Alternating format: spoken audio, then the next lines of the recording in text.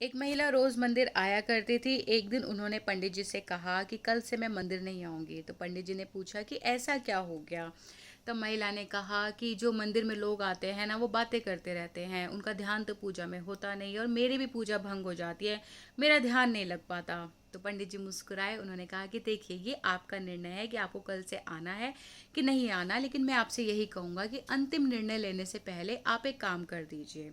तो महिला ने कहा कि ठीक है, देखिए कल से मैं तो आऊँगी नहीं, आप बता दीजिए मुझे क्या काम करना है। तब पंडित जी ने कहा कि एक लोटे में जल लेकर आप मंदिर की परिक्रमा लगाकर आ जाइए। बस ध्यान ये रखना है कि जो लोटे का जल है ना, वो नीचे नहीं गिरना चाहिए। महिला ने कहा ठीक है। अब क्योंकि लोटा लेकर चलना इतना ईजी नहीं होता, तो महिला को जो सारा का सारा ध्यान था वो लोटे के ऊपर ही था। वो परिक्रमा करके आ गई। तो पंडित जी ने बहुत आराम से उनसे पूछा कि जब आप परिक्रमा कर रही थी तो क्या आपने देखा लोगों को बातचीत करते हुए।